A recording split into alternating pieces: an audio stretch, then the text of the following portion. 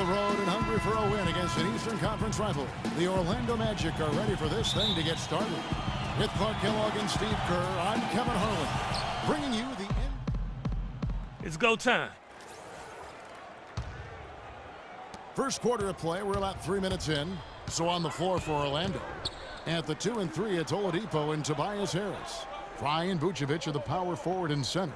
And it's Payton in at the point.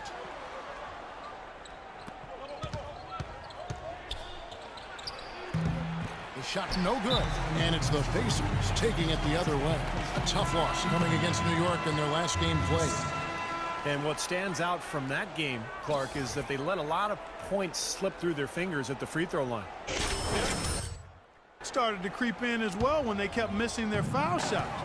Guys seem to tighten up and start alligator arming those things. The Beast, he's checked in for Orlando. Let's find out what Doris Burke has for us. Well, over that break, I listened in on what head coach for the Magic was getting across in the huddle. The first thing he said to his players was that the transition game will be the single most important factor today. He wants them to push the tempo at every opportunity. He was also adamant that they can take advantage of this defense with the use of solid ball screens and the pick-and-roll game. We'll be watching how these adjustments work. Kev, there's still a lot of time left in this game. Thank you, Doris. From 17 feet out. And it's off the back rim, no good. And a foul called on the shot. Got him on the way up that time, so he'll shoot 2 right here. Yeah, the referee's all over that one. No doubt about it. Clearly a foul. Nothing to argue about there. They're showing that they're the aggressors. I mean, doing a good job of drawing fouls and getting to the foul line, attacking the paint area. Catching up on the changes now for Indiana. Mahinmi's checked in for Hibbert. West comes in for Luis Scola. And it's Watson in for George Hill. Mahinmi dishes to Watson. Off target from outside. Orlando leading by 8. C.J. Watson at 6'2" is an outstanding shooting combo guard. He's an excellent marksman from behind the three-point line, which helps his team space the floor, but he's also an underrated defender. For the Orlando Magic, they come in off a good outing against Boston. Well, Kevin, they constructed a perfect offensive game plan going into that game, and it was quickly apparent how powerless the defense was to stop it. Powerless is a good way to put it, Steve. We're unlikely to see that many uncontested baskets again anytime soon. This defense has been way too soft early on. They've got to start playing with some energy. You know, Steve, do something, anything to throw their shooters out of rhythm is what's got to happen here. They've made one basket after another since getting this game started, and you wonder, is the blowout in store? Too early to say that and go there, Steve, but it has been pretty ugly so far. West with the ball, and it's Gordon picking him up. Watson kicks to Mahinmi, and the shot is good. Mahinmi's got his first 2 points. You know, when he's in that tight with that kind of height advantage over the defender, that's going to be a pretty easy play for him. Wasted no time on that one. And that's now 9 points for the Beast. He's been one of their more reliable options today, guys. I mean, his shooting has led them to this lead. Stuckey kicks it to West. Basket is good. The assist from Stuckey. Stuckey's got 3 assists tonight. Whatever their plan was defensively that time, it didn't work. Not if it results in that shot. Shot's good. And that's 11 points for the Beast. He has really put his foot on the pedal this quarter, doing a tremendous job leading their offense. Watson, the pass to West.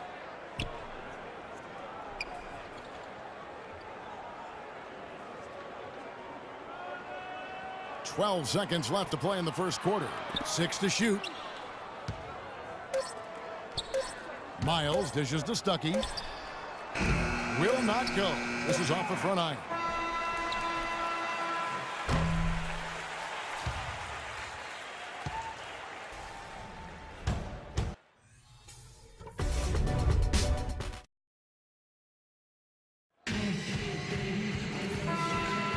Welcome back, folks. Indiana. West comes in for Luis Scola. Orlando also making some changes. Reese Harkless comes in for Channing Frye. And it's the Beast in for Payton. Well, last season the fans in Indiana finally came back in bunches to support their hometown Pacers. In the top 10 in attendance, up from 25th in 2013. Chris Copeland is out there with West. Then it's George Hill. Then it's Watson. And it's Mahinmi in at the 5 down low. So that's the group out there for Indiana. Well, he wasn't phased at all by the bigger man on him. And on the low block, I thought he might be. You know, Steve, I thought maybe he'd prefer to bring him out to the perimeter, but whatever works, go to it. Well, Clark, you look at the low attendance numbers for the Pacers in years past, from 2007 to 2012. They averaged the second worst in the league. I think that surprised a lot of people. It really did. It surprised me and the rest of the organization as well. Yet that corresponds with the seasons that the Pacers actually dipped below 500, and there wasn't a lot of promise on the horizon. With the Pacers winning now, and from what I hear, the TV ratings are also over double. Actually, I know the TV ratings for that team have doubled up since 2012, so things are headed in the right direction now. Stuckey outside. The dish now to Hill. Pass to Mahinmi. The feed to Miles. 6 on the shot clock. Stuckey drives inside. Here's Mahinmi. And the shot is good. Mahinmi's got his second basket. He got a great read of where that miss was going, and that allowed him to be the first guy to it and get the putback. And Doris Burke has something for us. Hey, Doris. Thank you, Kevin. Elfrid Payton has some very noticeable hair on the floor. He said the story behind it is as follows. Me and my teammates in high school agreed we wouldn't cut our hair the entire season until we won a state championship. We wound up losing in the semifinals, but I liked what it was doing and just let it keep growing and growing. Guys, will it ever end? We'll see if it does. Thanks, Doris. The shot's good from the Beast. They're leaning on that mid-range shot right now. That's 6 of their last 10 points from that area. Well, they might as well continue to pull up and let it fly. Ridnour against Stuckey on the wing. Hill for the 3. The shot misses. It just hasn't been a very good day for him, guys. They need him to start burying some of those. Here's the Beast. Soft touch off the glass. The Beast's got 22 points. He is feeling it. A terrific percentage from the field. Pacers trail by 14. Outside Hill. West setting the pick for Hill. And there's the whistle. Illegal screen. Now, tough call there on that illegal screen. He didn't look set to me, Steve. I thought that was a good call.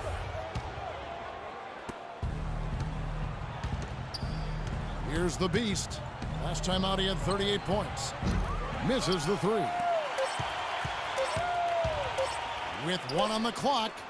No good trying to beat the buzzer. And that could... Gentlemen, I'm here.